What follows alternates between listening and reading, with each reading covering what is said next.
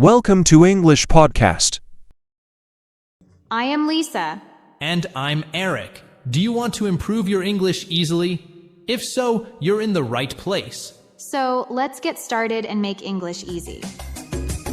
So Eric, what are the words today? The first word today is convenient. Then we will continue with purpose and to wander.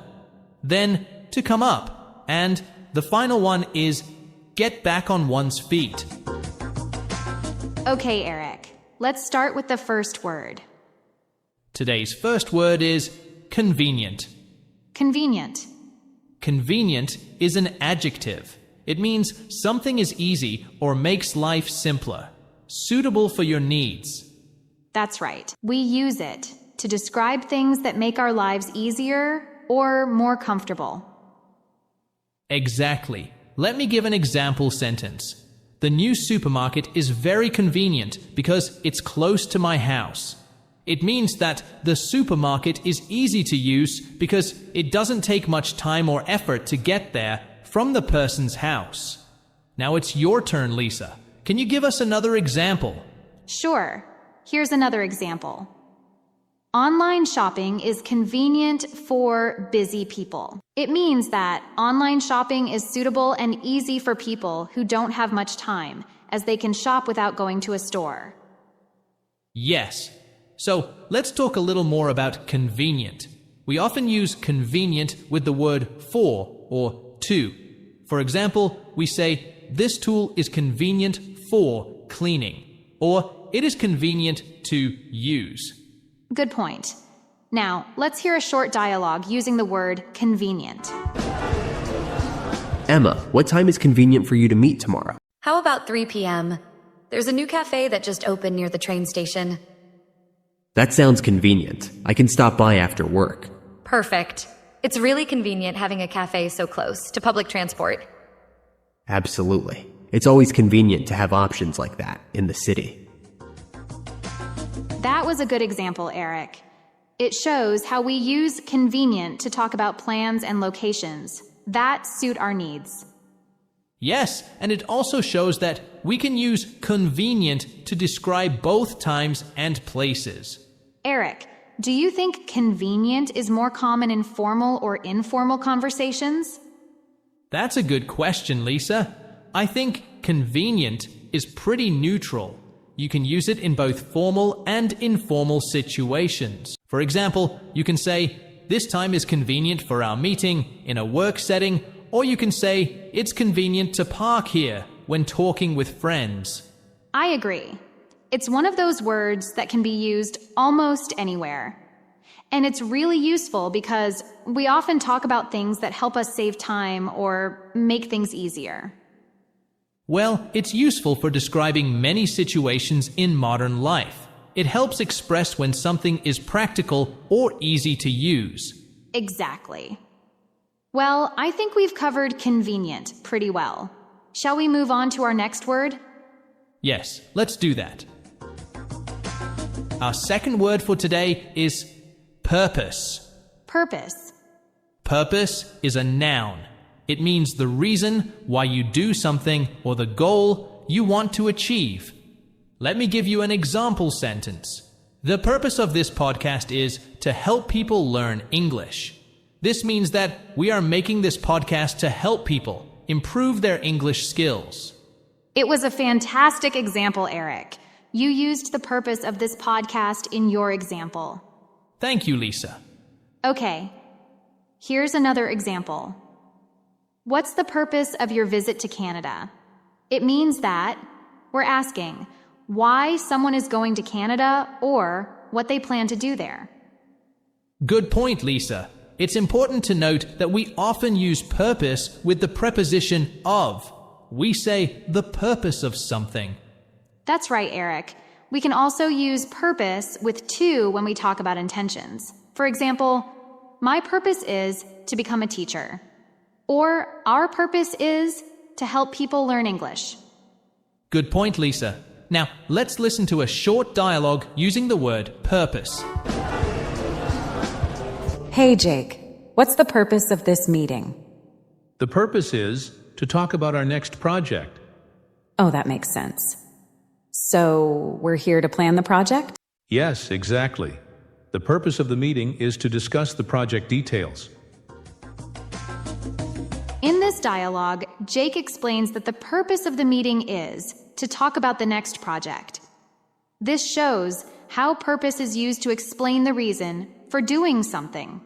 Yes, purpose is a useful word when you want to talk about goals or reasons behind actions.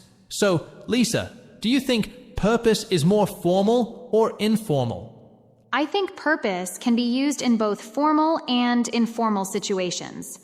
For example, in a formal setting, you might hear, "The purpose of this event is to raise money." But in everyday conversation, you can still use it, like, "The purpose of this trip is to relax." Yes, I agree. Purpose is very versatile and can fit many situations. It's also a good word to help explain why we do things, so it's useful to know. That's a good point. Can you think of any similar words to purpose? Sure, words like goal, aim, or reason can sometimes be used instead of purpose. Great examples, Eric. I think purpose is a really useful word for our listeners to know. Okay, well, let's move on to our next word. The next word for today is to wander. To wander. To wander means to walk around slowly without a specific direction or reason. Let me give you an example sentence.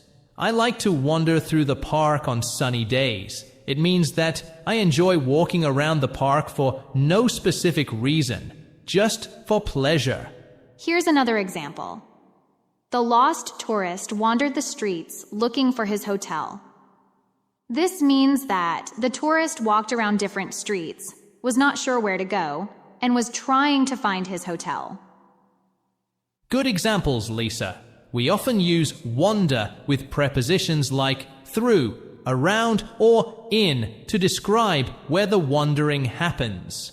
Now, let's listen to a short dialogue using the word wander. Hey Jack, what did you do on your day off yesterday? Hi, Emma. I decided to wander around the city center. I had no plans, just wanted to explore. That sounds nice. Did you find any interesting places while you were wandering? Yes, I did. I wandered into a small bookshop I'd never seen before. It was lovely.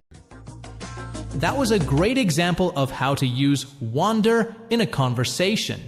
I agree. So, what do you think about the word wander, Eric? Is it a common word? I'd say it's fairly common. People often use it when talking about exploring or walking without a specific destination. That makes sense. Do you think it's a formal or informal word? I think it's more informal or neutral. You might hear it in everyday conversations, but it's not too casual for most situations. Good point. I think wander is a useful word for our listeners to know, especially if they like traveling or describing leisurely activities. Absolutely. Well said, Lisa. Okay, shall we move on to our next word, Eric? Yes, let's do that. The next word is to come up. To come up. To come up is a phrasal verb. It has several meanings, but we'll focus on two common ones. To happen, usually unexpectedly, and to approach or meet someone. For example, if you have a meeting planned, but something unexpected happens, you might say, "Sorry, something came up." Or, for the second meaning, a small child came up and asked me for money. Yes, we often use it when something unexpected happens. Let's give some examples to help our listeners understand how to use it better. Here's the first example sentence. Something important came up during our meeting, so we had to end early. It means that something unexpected happened during the meeting, and because of that, they had to finish the meeting earlier than planned. Great example, Eric. Now, here's another example of the second meaning. My old friend came up to me at the store yesterday. It means that the old friend approached or met the person at the store. Now, let's practice using it in a short dialogue. Ready, Lisa? I'm ready. Hey Sarah, are you ready for the movie tonight? Oh no, I completely forgot. Something came up at work, and I have to finish a project. That's too bad. What about the weekend? Oh, I just remembered. My cousin might come up to visit this weekend. Really? When did that come up? She just called an hour ago. Sorry for all the sudden changes. That was a good example, Lisa. It shows both meanings of come up, unexpected events, and approaching someone. Yes, and it also shows how common this phrase is in everyday conversation. So, it's clear that come up means something happened that wasn't planned. Exactly. Come up is often used in casual conversations when we need to explain why we can't do something because of something unexpected. Okay, now let's talk a bit more about this phrase. Would you say this is a phrasal verb we hear often, Eric? Oh, definitely. It's quite common. You'll hear it a lot in both casual conversations and at work. It's very common in daily life. We often talk about unexpected events or meeting people. So, come up is really handy. I agree. It's not very formal, so you wouldn't use it in a business email to a boss, for example. But in conversation, it's very useful. That's true. Come up is perfect for everyday English. It's simple and clear. Well, I think we have explained come up pretty well. Let's move on to the last word of today.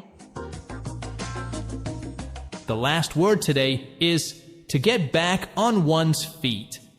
To get back on one's feet. To get back on one's feet is an expression. It means to recover from a difficult situation, especially financial problems or illness, and return to a normal life. That's right. We use it when someone starts to do well again, after problems. Here's the first example sentence.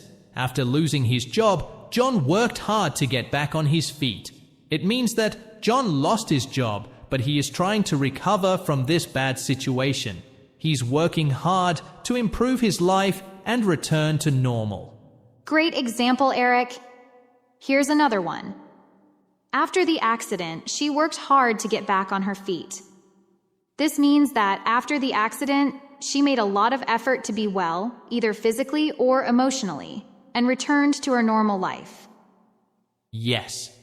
Get back on their feet is usually used when someone has a problem and is trying to recover from it. You can use it for health, work, or even money problems. Now, let's practice using get back on their feet in a short dialogue. Are you ready? I'm ready. Let's go. Hi, Tom. How's your sister doing after her accident? She's doing better, thanks. The doctors say she's getting back on her feet slowly, but surely. That's good to hear. Is there anything she needs help with to get back on her feet faster? Well, she's looking for some part-time work to get back on her feet financially. Do you know of any job openings? That was a great example of how to use get back on their feet in a conversation. I agree, Lisa. So, what do you think about this phrase? Is it common? I'd say it's more informal.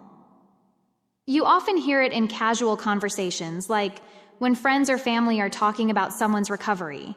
But I've also heard it in news reports and articles, so it's not too informal. It's very commonly used. That's true. It's a phrase you'll hear in everyday life, but you can also find it in more serious or professional situations, like when people talk about the economy or businesses recovering. Yes, I agree. People often face challenges in life, and we all can relate to getting back on our feet.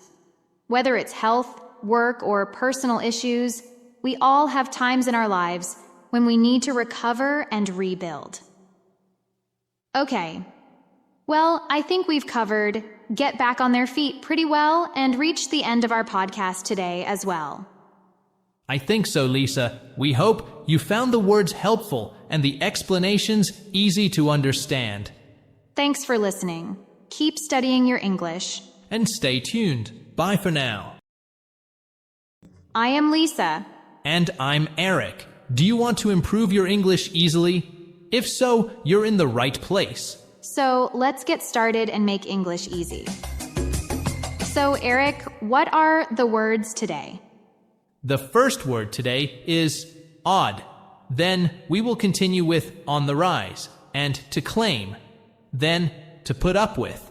And the final one is make amends. Okay, let's start with the first word, Eric.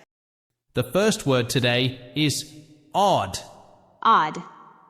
Odd is an adjective, and it means something strange, unusual, or different from what you expect. When something feels a bit strange or doesn't seem normal, you can describe it as odd. For example, if you see someone wearing a winter coat in the middle of summer, you might think, that's odd. Here's an example sentence. Tom was acting odd today. He didn't say hello to anyone. This means that Tom's behavior was strange because he normally talks to everyone, but today he didn't say anything. Great example, Eric. Here's another one. There was an odd noise coming from the kitchen last night. It means that there was a strange sound that didn't seem normal. It wasn't the kind of sound you usually hear in the kitchen. Good example, Lisa. Odd is not used for big, shocking events, but more about things that make you stop and think. You might say, like, that's a bit strange. Exactly. Now, let's hear a short dialogue where odd is used. Did you notice that odd smell in the hallway this morning? Yes, it was really odd. I don't know where it came from. Me neither. But it was strange to smell something like that in our building. In this conversation, Ben says there was an odd smell in the hallway. That means the smell was unusual and didn't seem normal. Then Sarah agrees that the smell was really odd, meaning she also thought it was strange and unexpected. Exactly. Odd is common in both formal and informal situations. You can use it with friends when talking about something strange, but you could also hear it in a work setting like an odd problem with the computer. That's true. It's a flexible word, but it's definitely a little lighter and friendlier than saying something is bizarre or very strange. Yes, and you can use odd for lots of things. Smells, sounds, or even situations where something just doesn't seem right. Yes, it is quite common in English, Lisa. Okay, so that's it for the word odd. Now, let's continue with the second word. The second word is on the rise. On the rise. On the rise is a phrase that means something is increasing or becoming more common. You use it when you want to talk about something that is growing, like prices, popularity, or numbers. For example, if a new technology is becoming popular, you can say, the use of this technology is on the rise. Let's give some example sentences. Okay, Eric, let's do it. Here's our first example sentence. Crime in the city is on the rise. It means that crime is increasing and there are more cases of it happening in the city than before. Good example, Eric. Here's mine. Electric cars are on the rise as more people choose to use them. It means that the number of people buying and using electric cars is growing and they are becoming more popular. And now, let's see how this phrase works in a short conversation. Ready, Eric? I'm ready. Let's do it. Have you noticed that housing prices are on the rise lately? Yes, it's getting really expensive to buy a house. Prices have been on the rise for the past few years. I wonder how high they'll go. It seems like they just keep rising. In this dialogue, Emily and John are talking about how the prices of houses are on the rise. This means that house prices have been going up and are getting more expensive. Right, and we can use on the rise for all kinds of things. Prices, popularity, even things like unemployment rates. Basically, anything that's increasing. Okay, now let's talk a bit more about this phrase. Would you say this is a phrase we hear often, Eric? Definitely. You hear on the rise all the time because it's easy to use. Whether you're talking about social media trends or something like climate change, on the rise is a great way to describe it. That's true. It's a very useful phrase in both casual and formal settings. Right, Eric? Yes. On the rise can be used in both formal and informal situations. You might hear it in the news or a business meeting when talking about trends, but you can also use it in everyday conversations with friends as well. I agree. So, listeners, if you want to talk about something that's growing or increasing, just say it's on the rise. It's simple and easy to understand. Okay, well, I think we have explained on the rise pretty well. Let's move on to the next word. Okay, the next word is to claim. To claim.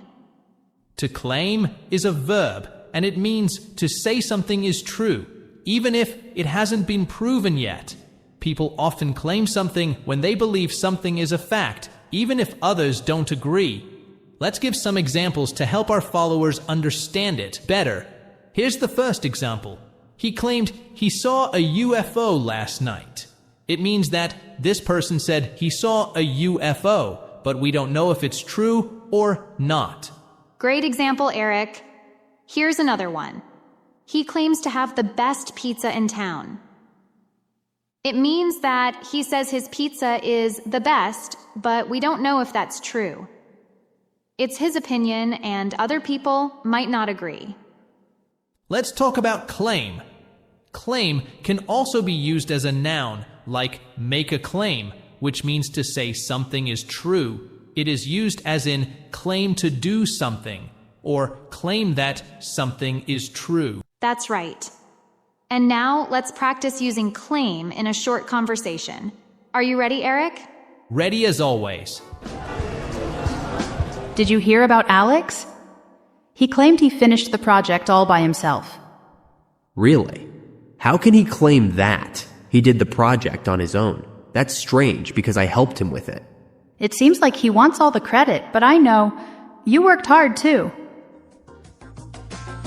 As you see in the dialogue, claim can often be about situations where someone says something is true, but others might not believe it. Exactly, Lisa. Eric, what would you say about the word claim? Do you think claim is a formal or informal word? I think claim is quite neutral. You can use it in both formal and informal situations. For example, in a news report, you might hear, "The company claims that their product is the best," which sounds formal. But you could also use it in a casual conversation, like, "He claimed he saw a ghost," which is more informal. I agree. It works in both settings, depending on the situation. Do you think claim is a common word? Yes, it's a pretty common word. You often hear it in news stories, legal situations, or everyday conversations as well. So, listeners, if you hear someone claim something, it means they are saying it's true, but it's not always 100% certain. And that wraps up our explanation of today's word claim. I hope our followers understand the meaning of claim well. I hope so, Lisa. Okay, let's move on to the next word, Eric. The next word is put up with. Put up with.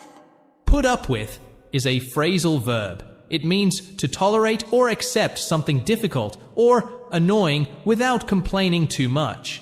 Let me give you an example sentence. I can't put up with this loud noise anymore. It means that I can no longer tolerate or accept the loud noise. It's too annoying for me. Here's another example. Sarah puts up with a long commute because she loves her job. It means that Sarah tolerates the long journey to work because her job makes it worthwhile. Exactly. And it's important to remember that put up with is always followed by a noun or a pronoun. For example, I put up with my noisy neighbors, or I put up with it. Now, let's see how this phrase works in a short dialogue. How do you put up with the traffic every morning?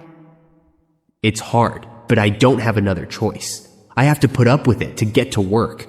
I don't think I could put up with that.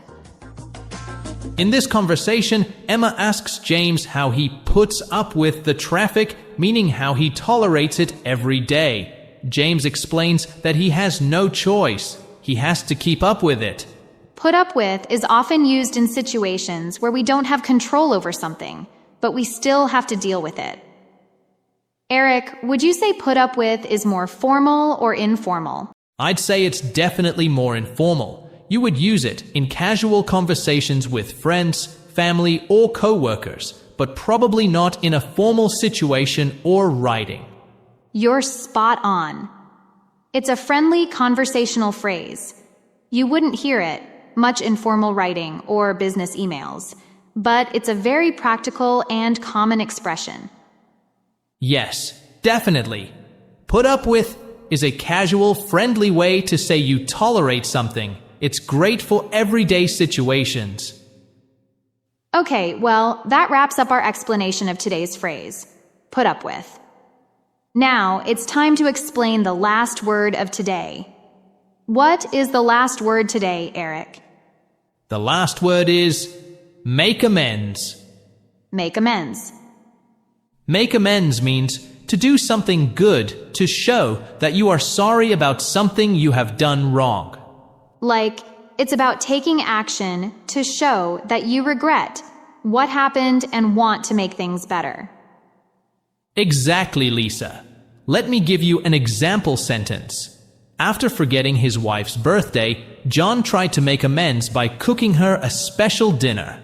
It means that John wanted to fix his mistake by doing something nice for his wife. Here's another example. The company made amends to customers affected by the data problem by offering free services. This means that the company tried to correct its mistake by giving something to the customers that had been harmed. Good examples, Lisa. It's worth noting that we often use make amends with the preposition for when specifying what we're trying to correct, like make amends for a mistake, or to make amends for the worry I've caused you. We can also use to when talking about the person we're making amends to, such as make amends to someone. Now, let's listen to a short dialogue using this phrase. Hi, Tom. I heard you argued with your brother. How are things now? Well, I realized I was wrong, so I'll try to make amends by buying tickets for us to see his favorite band next week. That's a nice gesture. Do you think it'll be enough to make amends? I think it will be. That was a great example of how to use make amends in a conversation. I agree, Lisa. So, what do you think about this phrase? Is it common? It's not as common as I'm sorry, but you hear it. When people are talking about making up for something they did wrong. It's also used in more serious situations where someone really wants to show that they regret their actions.